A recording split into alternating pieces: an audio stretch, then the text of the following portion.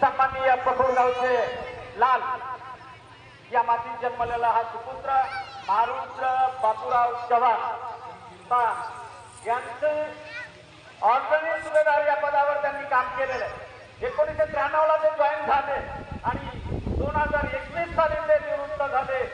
सलग 28 वर्ष या देशाची सेवा करणारा हा थोर सुपुत्र त्यांच्यासाठी एकदा परत टाळ्या वाजवा आणि या जवानांचं स्वागत करण्यासाठी मी सन्माननीय प्रताप भैया देशमुख आणि सन्माननीय याच गावचे भूम पंचायत समितीचे सदस्य काकासाहेब चव्हाण आणि याच गावचे सन्माननीय उपसरपंच विष्णू चव्हाण या तिघांना मी आमंत्रित करतो की या महारुद्र बापूराव चव्हाण या जवानांचं स्वागत ट्रिपल आणि फेटा बांधून करावं आणि यांचा सन्मान करावा असं मी विनंती करतो आणि आपण टाळ्याच्या रूपाने त्यांचा सन्मान करूया की या देशाची सेवा 28 वर्ष करून आलेला हा जवान या पकडूमध्ये परत लोकांची सेवा करण्यासाठी इथं मौजूद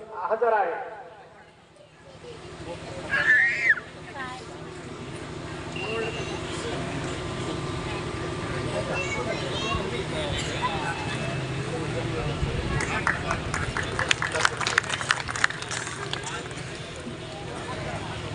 यानंतर याच गावचा थोर सुपुत्र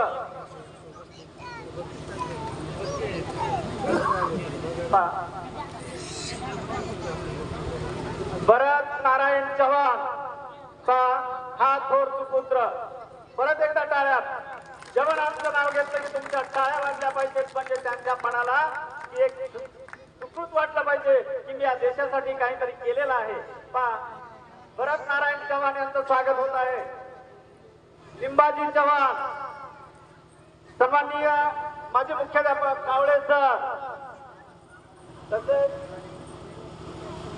या दोघांनी या जवानांचं स्वागत करावं असं मी त्यांना विनंती करतो। पण या जवानांचा एक थोडक्यात परिचय सांगतो मी की 1995 ला ते या आर्मी मध्ये भरती झाले आणि 2023 ला ते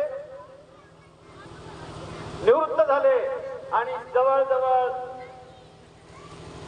23 वर्ष सेवा या देशाची केलेली हा जवान या जवानाचं एक वैशिष्ट्य सांगतो मी की यांनी कारगिल युद्धामध्ये भाग घेतलेला आहे आणि कारगिल युद्ध काय होतं प्रत्येक आई वडिलाला वाटत होतं की माझा मुलगा सैन्यामध्ये नकोय अशी परिस्थिती या देशामध्ये निर्माण झालेली होती।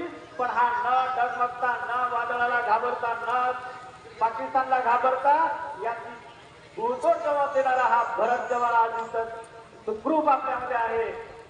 यानंतर पुढचा सत्कार मी पुकारतो की पांडुरंग गहिनीनाथ चव्हाण, पांडुरंग गहिनीनाथ चव्हाण PSF. हे शब्द तुम्हाला नाही करणार, परंतु हे वीर जवान जे स्टेजवरती बसलेले आहेत त्यांना हे लक्षात येईल. तरी पण पहा की बटालियन हवालदार मधून तो निवृत्त झाला आणि जॉईनिंग आहे 15 नोव्हेंबर 1999 आणि निवृत्ती आहे 30 नोव्हेंबर 2023. गेली 24 वर्ष सतत या जवानाने या भारत मातेची सेवा केलेली आहे आणि यांचं स्वागत करण्यासाठी, सत्कार करण्यासाठी आप्पासाहेब चौकीदार बळीराम चव्हाण यांना मी आमंत्रित करतो की या जवानांचा आपण पुष्पगुच्छ देऊन, शाल देऊन आणि त्याचबरोबर त्यांच्या सोबतीला रामहरी चव्हाण यांनी या ठिकाणी यावं असं मी त्यांना विनंती करतो. अशा सैनिकांचं स्वागत करण्याचं भाग्य आम्हाला लाभतंय. खरोखरच ससूर माती ही खरोखरच एक भाग्यवान आहे की या जमिनीतून, या मातीतून अशा प्रकारचे लाल निर्माण झाले आणि देशाच्या कामी आले.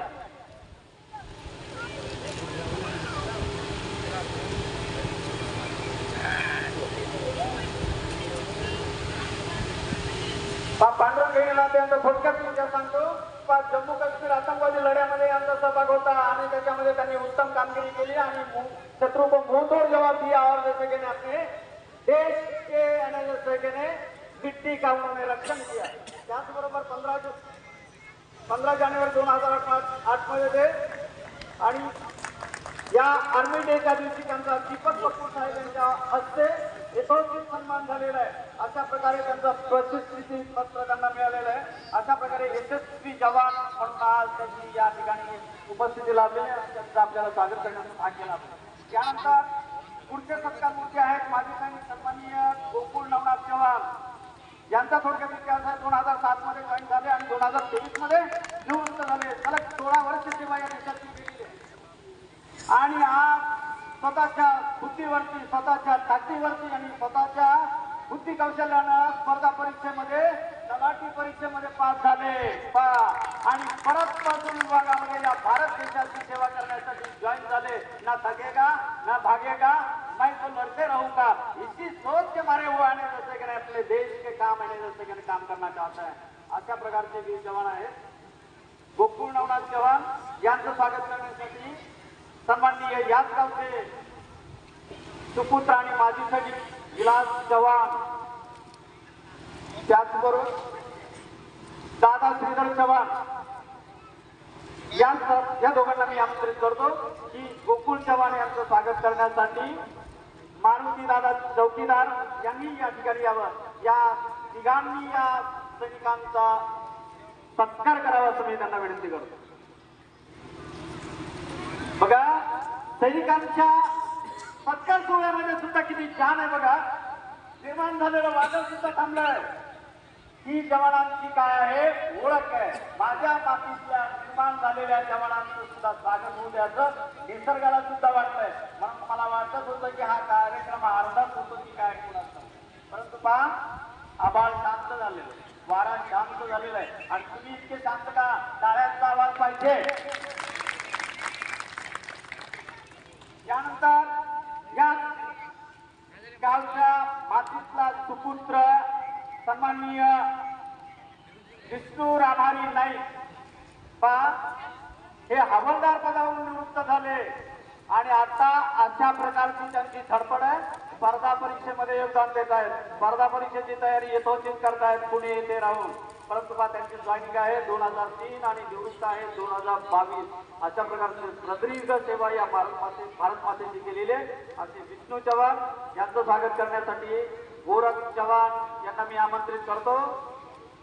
मारुती किसन चव्हाण यांनाही मी आमंत्रित करतो आणि आप्पासाहेब चव्हाण यांनाही मी आमंत्रित करतो. या ठिकाणी येऊन यथोचित सन्मान, शाल, श्रीफळ आणि पुष्पहार करून त्यांचं स्वागत करावं असं मी त्यांना विनंती करतो.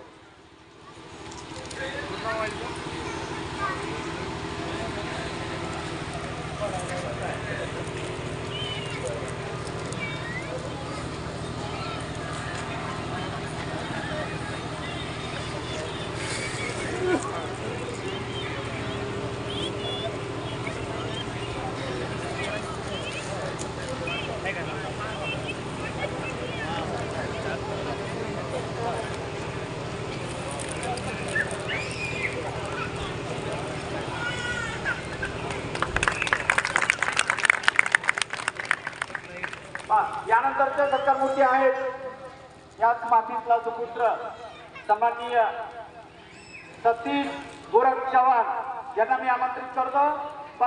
त्यांचा आपण हर्ष उल्हासानं टाळ्या वाजून प्रथमतः स्वागत करूया. आणि याचं स्वागत करण्यासाठी रेवण वरबडे, सन्माननीय विधिज्ञ अंगद चव्हाण आणि दामू कांबळे याच मातीतला एक पैलवान या तिघांना मी आमंत्रित करतो. सतीश चव्हाण भेटल्याबरोबर मी म्हटलं, अरे ओळखलं का मला? कसं काय ओळखणार नाही तुम्हाला म्हटलं. पाहत असाल तुम्ही पण आजच पाहत असाल. कितीतरी वर्षांनी तो आज आपल्या पखरूडचा मुलगा म्हणून इथं उपस्थित आहे आणि भारताचा जवान म्हणून उपस्थित. आणि दोन्ही गोरख चव्हाण यांची दोन्ही मुलं फौजीमध्ये आहेत. पहा किती गर्व असावा या गावाला, किती अभिमान असावा या गावाला. या गावातील एकाच घरातली दोन दोन मुले या देशासाठी योगदान देत असणारी अशी कितीतरी जोडपी आपल्या देशामध्ये आपल्या गावामध्ये आहेत. समोरच बसलेले पोपट तात्या चव्हाण, गोरख चव्हाण, दोन दोन सुपुत्र देशाला अर्पण केलेले. धन्य ती माती आणि धन्य ती पखरूड नगरी असंच म्हटलं तर वावगं ठरणार नाही. यानंतर पहा की ज्या माता भगिनीने अशा सुपुत्रांना म्हणजे जन्म दिला, खरोखरच त्यांचे माता पिता धन्य. म्हणजे पुत्र व्हावा गुंडा ऐका त्यांनी लावावा तिन्ही लोकी झेंडा. या दृष्टीचा वापर केला तर वावगं ठरणार नाही. म्हणून पहा यांच्या आई वडिलांचं सुकृत होतं म्हणून यांना देशाची सेवा करण्यासाठी भाग्य लाभलं. धन्य ती प्रसवली त्यांची माता.